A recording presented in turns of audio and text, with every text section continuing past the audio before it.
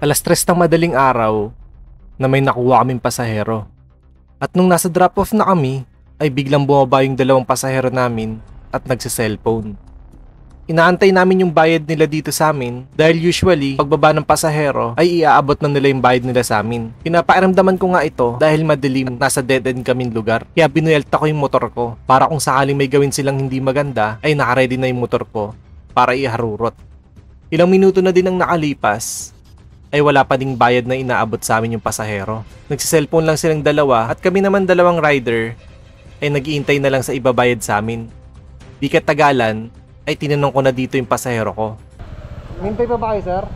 Minintay pa kayo? Oo. Yung... Bayad na lang check. sino pa hinihintay, sir? Yung napo namin client namin. Hinintay pa namin? Sa oras kasi, sir. Marvin Residence po. Hindi ko alam yun. Dito lang nakapin eh. Ano Marvin Residence? Hindi ko alam yun eh. Sundan lang namin kasi kung saan nakapin. Dito yung nakapin. May sinasabi silang lugar pero hindi din namin alam. Kung saan lang kasi yung binok nila ay susundan lang namin sa mapa. Sa mga gantong oras kasi at lugar, lalo na sa dead end kaming lugar, ay napakadelikado. At walang tao sa lugar na ito kundi kami lang. Kaya sinabi ko sa kanila na baka pagkamalan pa kami magnanakaw sa lugar na yun. Dahil medyo matagal na din kami nakatambay dun. Pagkamalan pa tayo magnanakaw dito, sir. Kaya nga. Di pala kayo taga dito. Delikado dito, sir eh. Ilan po kami? Therapist, may messenger kami. May client po kami, magmamasid po kami sa kanila. Delikado nga po dito. Bawal po ako mag-stay dito. Lalo na looban pa to. Hindi pa namin alam to. Puro nga yung alam. Looban po to, dead end po yan. Marvin Residence daw po eh. Hindi rin po namin alam yun. Kung saan lang po yung pinin nyo, doon lang po kami sumusunod. Kasi mo siya. Hindi po kami nag-stay na matagal ng ganito, sir. May pambayad po ba kayo? Wala nga pang binala din sila. Sana hindi kayo nag-book ng wala kayong pambayad. Kasi nakakabala kayo. Delikado sa lugar na to, sir eh. Dahil na dead end pa to. Ano sabi?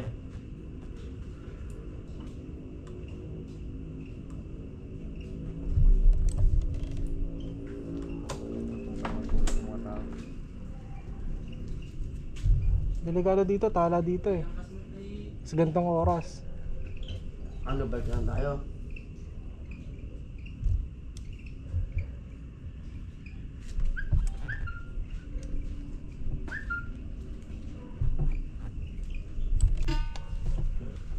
Balik na lang namin kayo dun, sir. Baka nandun yung pambayad nyo. Sinabi nyo yung una.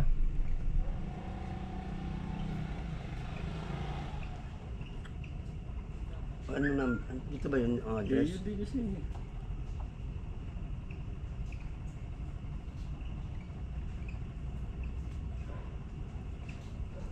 Marvin Residence.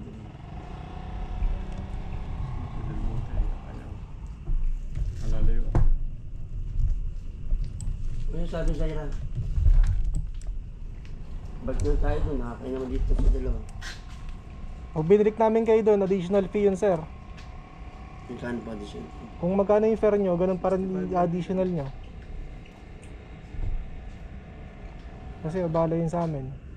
Sinabi ko nga dito na ibalik na lang namin sila kung saan namin sila pinick up. Dahil binok lang sila ng kasama nila at yung kasama nila yung magbabayad. Babalik na lang namin kayo doon, sir. Maganda na lang kayo, sir. Delikado kasi sa lugar na to, sir. Dead end pa to. Iba pa nga dyan sa binigay. Marvin Residence pa rin. Habang nasa biyahe nga kami at ibabalik namin sila kung saan namin sila pinick up, bigla niya sinabi na itabi ko na muna at magtatanong siya sa mga tricycle driver.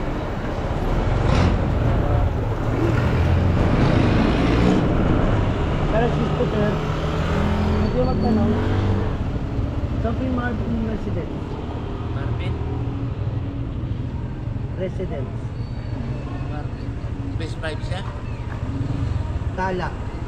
Tala. Doon pa siya. Tapos doon sa ano? Malaki yung tala. Ano? 178? 171? Malaki yung tala. Alam ko yung tala, malaking tala, may hinahanap silang residence eh. Hindi nila mahanap yung residence. Marvin Residence po siya. Marvin Residence. Anong street? Walang street nakalagay. Wala po siya. Pag sinabi mo kasi tala, malaki yung tala. Meron yan 187, 186. Para sigurado kayo, daan na lang kayo doon sa barangay. Nandun naman sa kapila naman ng highway. Oo, 187. Malayo pa barangay dito.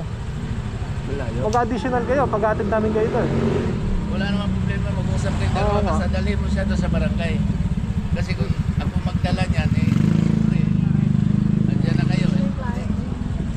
Lagi sa barangay para sigurado. Street, tingin mo kayo sa Iran. Marvin Residence daw. Marvin Residence, tala. Barangay? Marvin. Marvin Residence? Oo. Wala namang street nakalagay.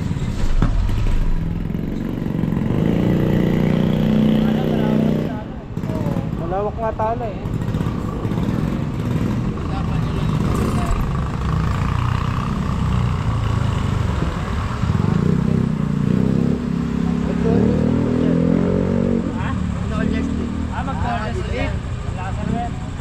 San Lazaro.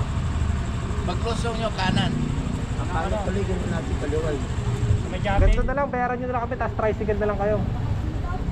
Marami na lang pera eh. Kung ano yung pagdating natin Kasi- doon, pati pabayad. Si Clyde yung nagbabayad lang sa amin.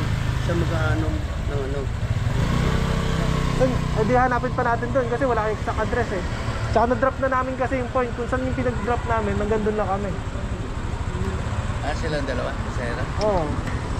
Bawal na kami ganun. Wala problema, may barangay naman, may tanod. Tanod naman doon. Hindi, kaso nga lang po nag-book kasi sila, na-drop na namin doon. Bawal po kaming mag-ano, na hindi na nakabook sa amin. Kailangan mag-pay out mo na, Oo. tapos panibago. Panibagong book sila. Hindi pa pwedeng hanap, kami pa maghahanap doon. Kasi makukwistong kayo doon sa taas, di ba? Tsaka hanapin pa po namin yung lugar na hinanap nila. Hindi pa pwede po yun. Makatingin na lang dito.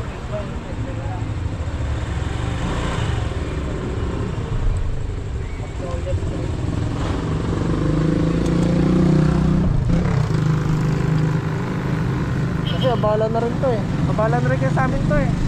Oras kasi namin yung binabayaran dito. Barangay 187 yun sa ako.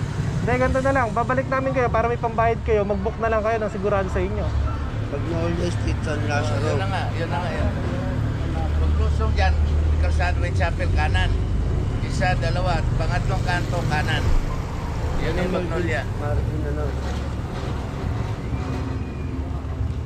Ayun, tuloy kayo. Ay, hindi ko po alam yan eh. Sa kabila Hindi ko po nyo, alam sa yan. Isel, no? Sa kabila Ayoko nyo. po hanapin na hindi kayo nakabook.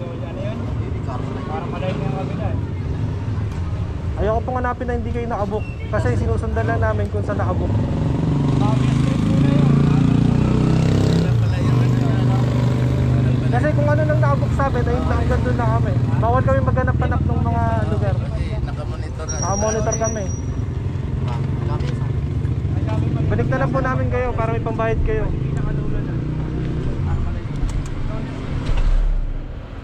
Sinabi ko nga dito na ibalik na lang namin sila para may pangbayad sila sa amin. Tapos mag-book na lang ulit sila dahil hindi namin pwede ihatid o hanapin pa yung lugar na sinasabi nila nang hindi sila nakabook. Medyo delikado din sa lugar na yun kung sasamahan pa namin sila maghanap ng bahay at hindi sila nakabook. Dahil kung may mangyari man sa amin na hindi maganda ay wala kaming laban dahil hindi sila nakabook. Kalaunan ay binalik na lang namin sila at sinabi na mag-book na lang ulit sila at siguraduhin na tama na yung drop-off point nila para na din iwas abala sa mga rider at sa kanila din.